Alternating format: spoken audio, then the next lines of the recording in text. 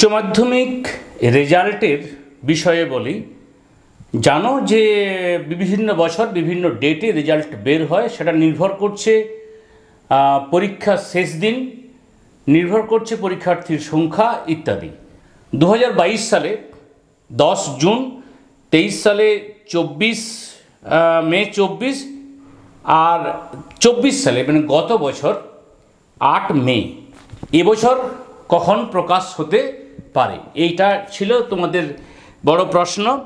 এবং আমি এই ব্যবস্থাটার সঙ্গে যুক্ত থাকার কারণে কয়েকটা কথা বলি। তোমাদের রেজাল্টের সম্ভাব্য ডেট এবং প্রসেস কি, প্রত্যেককে বলে রাখি, তোমাদের কিন্তু খাতা দেখা কমপ্লিট, অর্থাৎ হেড এক্সামিনারের কাছে খাতা দেখা, মানে তিনি এক্সামিনাররা প্রত্যেকে খাতা জমা দিয়ে দিয়েছেন, কয়েকটা দিন হলো, এবং তারা নির্দিষ্ট পোর্টালে, নির্দিষ্ট ওয়েবসাইটে প্রত্যেক স্টুডেন্টের নাম্বার কিন্তু বসিয়ে দিয়েছেন।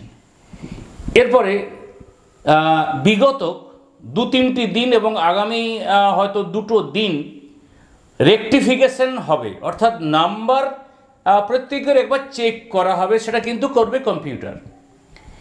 এরপর এই ভেরিফিকেশনটা কমপ্লিট হলে প্রিন্টিংয়ের কাজ হবে, সার্টিফিকেট এবং মার্কশিট প্রিন্ট এবং এক নজরে একটা লিস্ট প্রিন্ট। এটা করতে এই বছর সময় লাগবে না। তোমাদের মনে প্রশ্ন হতে পারে, স্যার 2024 সালে কি ব্যাপারটা ছিল? তোমাদের রেজাল্ট বেরোবে দুপুর 1টায় সাধারণত, এবং তুমি 3টার থেকে ওয়েবসাইটে দেখতে পাবে। আমি সমস্ত বিষয়গুলো বলছি। 2024 সালে পরীক্ষা শুরু হয়েছিল 16ই ফেব্রুয়ারি এবং পরীক্ষা শেষ হয়েছিল 29 ফেব্রুয়ারি। রেজাল্ট বেরিয়েছিল 8 মে। পরীক্ষার শেষ দিন থেকে মোটামুটি 68-69 দিনের মাথায় পাসের পার্সেন্টেজ প্রায় 90, 89.99% পাস করেছিল। সায়েন্সে 97.19%, আর্টসে 88.02%। ফার্স্ট হয়েছিল অভিক দাস 496 পেয়ে 99.2%। এবারে তোমরা বলবে যে কীরকম মার্কস হতে পারে, তোমার অনুমান কি, এবং 1 থেকে 10-এ অর্থাৎ টপ 10-এ কতজন থাকতে পারে। পূর্ব মেদিনীপুর জেলা ফার্স্ট হয়েছিল 95.77% নিয়ে। এবারে যে বিষয়টা বলি, গত বছরের স্টুডেন্ট সংখ্যা ছিল অর্থাৎ 7,55,000। গতবারে স্টুডেন্টের কিন্তু পরীক্ষা দিয়েছিল প্রায় 7 লক্ষ, 6,80,000 এই ধরনের স্টুডেন্ট পরীক্ষা দিয়েছিল। এবারে স্টুডেন্টের অর্থাৎ পরীক্ষা বসেছে 5,09,000। তার মানে প্রায় 2 লক্ষ স্টুডেন্ট এবারে কিন্তু কম আছে। ফলে দ্রুত খাতা দেখা হয়েছে এবং প্রায় 2 লক্ষ বা 1,80,000 এই মার্কশিট প্রিন্ট, সার্টিফিকেট প্রিন্ট আর চেকিং, এই বিষয়গুলো করতে হচ্ছে না, অনেকটা সময় বেঁচে যাচ্ছে। প্লাস এবছর একটা টিচার সংকট, একটা সমস্যার মধ্যে সরকার রয়েছে। সুপ্রিম কোর্টের, মাননীয় সুপ্রিম কোর্টের রায়ের কারণে বহুজন শিক্ষক মহাশয়ের, যোগ্য শিক্ষক মহাশয়ের চাকরি যে কোনো কারণে হোক চলে গেছে।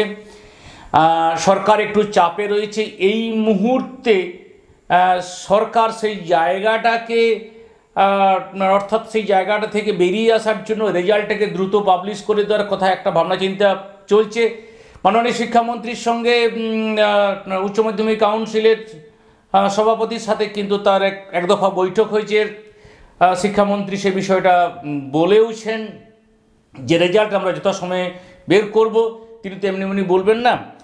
তাহলে তোমাদের পরীক্ষা স্টার্ট হয়েছিল এবছর 3-3, তাই তো, আর 18 দিনে শেষ হয়েছিল। তাহলে যদি আমরা 69 দিন বা 68 দিন ধরি, তাহলে চলে যায় মে মাসের 27 তারিখ।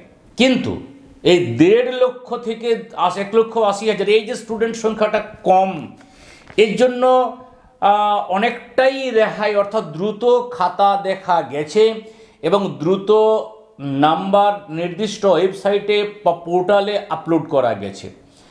তো আমি ওয়েবসাইটের কথাও বলবো, যেখান থেকে রেজাল্ট দেখতে পাবে। পরবর্তী ক্ষেত্রে আমি বলে দেব যে কিভাবে মোবাইলে রেজাল্ট তুমি দেখবে। তাহলে স্টুডেন্ট সংখ্যা কম হওয়ার কারণে কত না 5,09,000।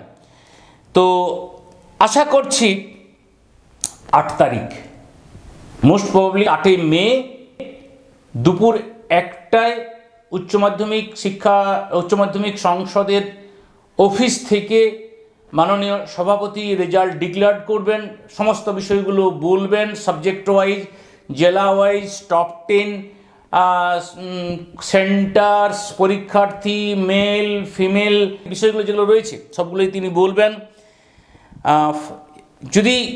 যদি খুব সমস্যা না হয় তাহলে 8 তারিখ, সমস্যা হলে সেটা বড়জোর 12-14 তারিখ পর্যন্ত যেতে পারে বলে এরকম একটা খবর শোনা যাচ্ছে।